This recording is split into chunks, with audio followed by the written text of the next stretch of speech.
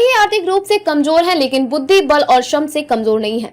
खुद को बेचारा, बेसहारा और गरीब नहीं बोलेंगे। संसाधनों की सुरक्षा के साथ साथ लगातार विस्तार करेंगे। कोसी दियारा इलाके के बसी पट्टी में गुंज द्वारा गाँव स्वाभिमान अभियान का आयोजन, लोगों को दिलाया गया ग्राम स्वाभिमान का शपथ। मधुबनी जिले के मधेपुर प्रखंड अंतर्गत कोसी दियारा इलाके के बसी पट्टी गाँव में अंतर्राष्ट्रीय संस्था गोंद द्वारा गाँव ग्राम स्वाभिमान अभियान कार्यक्रम का आयोजन किया गया, जिसमें लोगों को ग्राम स्वाभिमान अभियान का हिस्सा बनने का शपथ दिलाया गया। ग्राम स्वाभिमान अभियान के तहत बताया गया कि खुद को बेचारा, बेसहारा, गरीब नहीं बोलेंगे। भले ही आर्थिक रूप से कमजोर हैं, लेकिन बुद्धि, बल और श्रम से कमजोर नहीं है। लोगों को अपने संसाधनों, खासतौर पर जलभूमि और वनों की सुरक्षा के साथ उसके विस्तार और प्रकृति को बचाने के लिए प्लास्टिक पॉलीथीन का उपयोग नहीं करने का संकल्प इनमें शामिल है। लोगों को कपड़े की जरूरत को समझकर हर तन कपड़ा अभियान का हिस्सा बनने का शपथ भी दिलाया गया। इसी तरह ग्राम स्वाभिमान के लिए श्रमदान का महत्व बताते हुए हर महीने कम से कम एक दिन आसपास पड़ोस में किसी गाँव या इलाके में श्रमदान करने का शपथ दिलाया गया। कार्यक्रम में गूंज के संस्थापक रेमन मैक्सी से पुरस्कार से सम्मानित अंशु गुप्ता, सह संस्थापक मीनाक्षी गुप्ता, बिहार स्टेट हेड शिवजी चतुर्वेदी, लक्ष्मी जगदम्बा सेवा संस्थान के संस्थापक सचिव देवकांत सिंह, जगदम्बा सेवा संस्थान मधेपुर के सचिव अनीता देवी, शोभाकांत शर्मा, साहिल सिंह, शंभू कामत, जयनारायण कामत, मोहम्मद आजाद सहित विभिन्न सामाजिक संगठनों से जुड़े लोग और सैकड़ों की संख्या में स्थानीय लोग, महिला व पुरुष मौजूद थे। कार्यक्रम का आयोजन स्थानीय जगदम्बा सेवा संस्थान था। कार्यक्रम में आई अतिथियों का जगदम्बा सेवा संस्थान द्वारा मिथिला परंपरा के अनुसार पाग डोपटा से सम्मानित किया गया। है ना? मैं पहले पढ़ूंगा, उसके बाद आप लोग हमारी बात को दोहराएंगे, बोलेंगे, ठीक ना? तो हम लोग शपथ लेना स्टार्ट करें। ठीक है, तो शांत हो जाइए और ध्यान से सुनिएगा। हम आगे बोलेंगे, आप लोग पीछे बोलेंगे, ठीक ना? चलिए, हम लोग अपने सम्मान एवं ग्राम स्वाभिमान की खातिर यह शपथ लेते हैं कि हम आज से खुद को बेचारा, बेसहारा, गरीब नहीं बोलेंगे, नहीं समझेंगे। हम आर्थिक रूप से कमजोर हो सकते हैं, लेकिन बुद्धि, बल और श्रम से अमीर हैं। हम अपने संसाधनों खास तौर पर जल, भूमि और वनों की सुरक्षा करेंगे और लगातार काम करके उसका विस्तार करेंगे। हम प्रकृति को बचाने के लिए प्लास्टिक, पॉलीथीन का इस्तेमाल नहीं करेंगे। हम कपड़े की जरूरत और महत्व को समझेंगे और आज से हर तन पर कपड़ा अभियान का हिस्सा बनेंगे।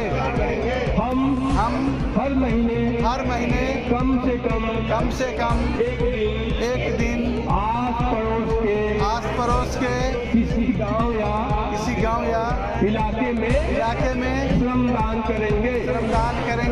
बिहार का बसी पट्टी गांव ग्राम स्वाभिमान अभियान का हिस्सा बन रहा है। सबको धन्यवाद। यहाँ से कपड़े का टुकड़ा एक लेंगे। अच्छा, वहाँ जहाँ पे रस्सी है पीछे बांधी गई है, वहाँ पे कपड़े का टुकड़ा है।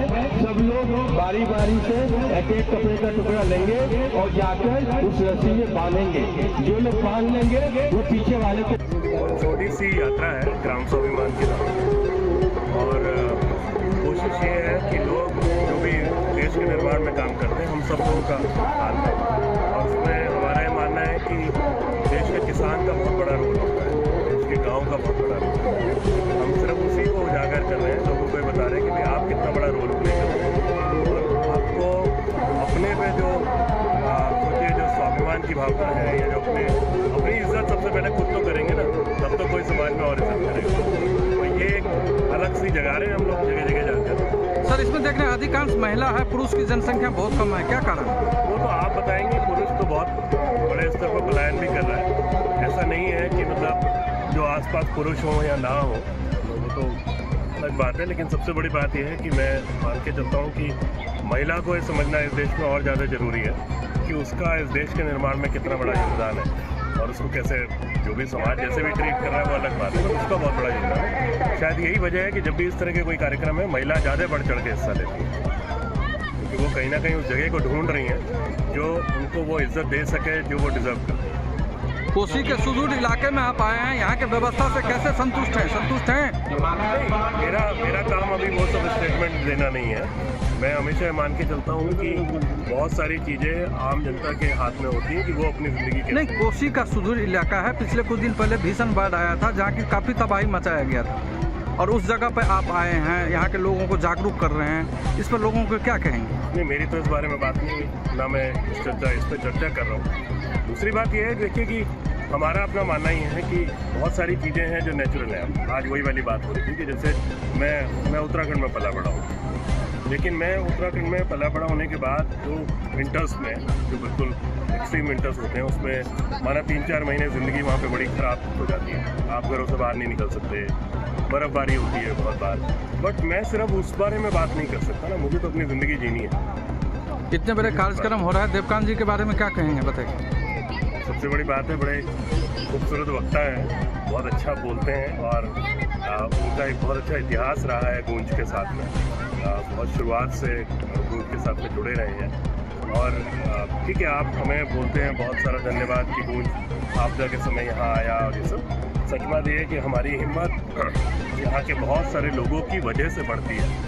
जब हमें दिखता है कि हम जो भी करेंगे, हमारा हाथ कोई हमारे साथ हाथ जोड़ने के लिए खड़ा है, मजबूत करने के लिए खड़ा है, तब कहीं जाके ये आपदा के समय में काम हो पाता है। अकेले तो कोई नहीं कर पाएगा, ना यहाँ के साथी लोग कर पाएंगे ना हम लोग कर पाएंगे। अपना परिचय दे दीजिए सर, बस लास्ट है। अंशु गुप्ता, गूंज आज से 24 साल पहले नींव डाली थी, तो लगे। Thank you sir.